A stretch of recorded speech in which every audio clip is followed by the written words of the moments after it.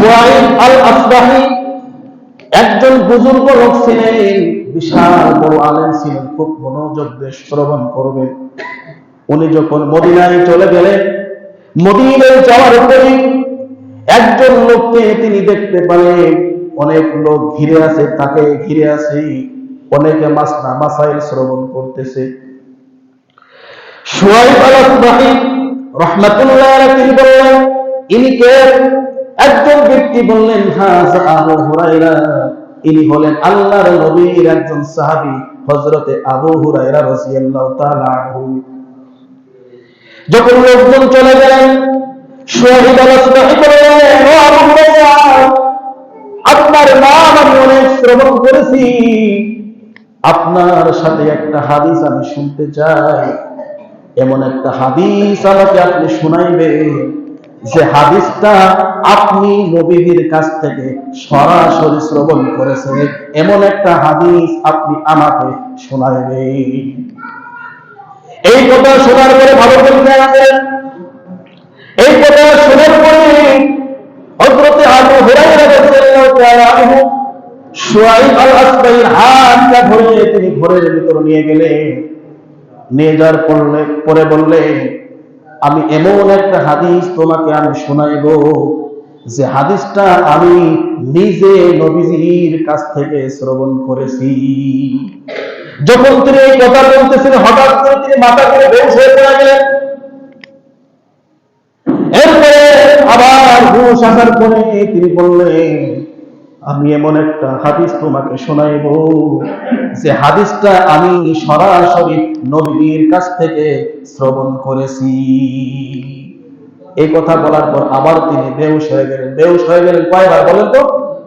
দুইবারের পরে আবার বললেন, উঠে বললেন, আমি এমন একটা হাদিস তোমাকে শোনাইব যে হাদিসটা আমি নবীর থেকে, ঠিক আমি যেখানে বসে আছি আমার নবী এখানেই বসা ছিলেন, আর তুমি যেখানে আছো এখানে আমি বসা ছিলাম। আমার নবী যখন আমার কাছে হাদিস শোনাইছে, আমি এবং নবী ছাড়া কেউ আমাদের পাশে কোনো ছিল না। আবু হুরায়রা যখন কাঁদতেছে, লোকটা তাকে ধরে ফেললেন। ধরে ফেলে বললেন, আপনি কি বলতে চান, কি হাদিস শোনাইতে চান, আগে আপনি বলেন। তখন আবু হুরায়রা ডাক দিয়ে বললেন, ও শুআইব আল আসবাহি, তুমি শোনো, আমার নবী বলেছে কিয়ামতের দিন আল্লাহ বিচার শুরু করবেন তিন ধরনের লোকের মাধ্যমে। কয় ধরনের লোকের মাধ্যমে?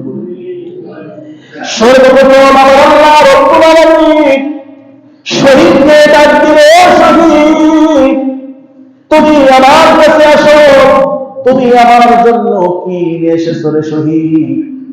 শহীদ ডাকবে, বলবে, আল্লাহ গো, আমি তোমাকে এত ভালোবাসতাম যে আমি নিজের জীবন বাজি রেখে নিজের জীবনকে শেষ করে আমি শহীদ হয়ে দুনিয়া থেকে চলে এসেছি। আল্লাহ রাব্বুল আলামিন ডাকবে, বলবে, শহীদ, তুমি তো মিথ্যা কথা বলেছো, আমি তো তোমার অন্তরের খবর জানতাম, তুমি শহীদ হয়েছিলে এই নিয়ত করে যে আমি যদি শহীদ হয়ে যাই, আমি যদি মিছিলে যাই, আমি যদি রাজনীতি করি, আমি যদি মিছিলে যাই, আর আমি যদি শহীদ হয়ে যাই, মানুষ আমাকে বীর বলবে, এই কারণে তুমি শহীদ হয়েছিলে। সুতরাং মানুষ তুমি মারা যাওয়ার পরে তোমাকে বীর বলেছিল, সুতরাং তোমার পাওনা তুমি পেয়ে গেছো, এখন আর তোমার আমার কাছে কোনো পাওনা নাই। ও শহীদ, আল্লাহ রাব্বুল আলামিন ফেরেশতাকে ডেকে বলবেন, ওর মাথা নিচের দিকে দিয়ে আর পা উপরের দিকে দিয়ে ঝোলায়ে টানতে টানতে জাহান্নামের ভিতরে নিয়ে যা। সকলের নাউজুবিল্লাহ। এরপরে একজন দানশীলকে ডাকবেন, বলবেন, তুমি আমার জন্য কি নিয়ে এসেছো? দানশীল বলবে, আল্লাহ, যত ওয়াজ মাহফিলে গিয়েছিলাম সব ওয়াজ মাহফিলে গিয়ে আমি দান করেছি, আল্লাহ সমাজ সেবামূলক কাজ করেছি, মসজিদ করেছি, মাদ্রাসা করেছি, এতিমদের আমি সাহায্য সহযোগিতা করেছি, বিধবাদেরকে সাহায্য সহযোগিতা করেছি, আমি মসজিদে অনেক টাকা পয়সা দান করেছি, আমি একটা নাই দুইটা নাই শত শত মসজিদ আমি করে দিয়েছি রে মালিক। মানুষ সকলেই জানতো, আমার কাছে সকলেই আসতো, আমি কাউকে ফেরত দিই নাই। আল্লাহ রাব্বুল আলামিন বলে, তুমি যে দান করেছিলে এটা আমার জন্য নয়, বরং মানুষ তোমাকে সমাজের ভিতরে দানশীল বলবে, ভালো মানুষ বলবে, এই কারণে তুমি দান করেছিলে। যাও তুমি, যাও যাও, ওকে মাথা নিচের দিকে দিয়ে আর পাটা উপরের দিকে ঝোলায়ে টানতে টানতে জাহান্নামের ভিতরে নিয়ে যাও। সকলে বলুন নাউজুবিল্লাহ। একজন হুজুরকে ডাকবেন, যিনি ওয়াজ করতেন, কারি সাহেব কোরআন সুন্দর করে তেলাওয়াত করতেন, ভালো করে বক্তৃতা দিতেন। এইরকম হুজুরকে ডাকবে, ডাকার পরে বলবে, তুমি কি নিয়ে এসেছো? তুমি তো আমার জন্য কি নিয়ে এসেছো? হুজুর বলবে, আমি মানুষকে তোমার দিকে আহ্বান করেছিলাম। আল্লাহ বলবেন, তুমি আমার জন্য করো নয়, তুমি ভাইরাল হওয়ার জন্য করেছো।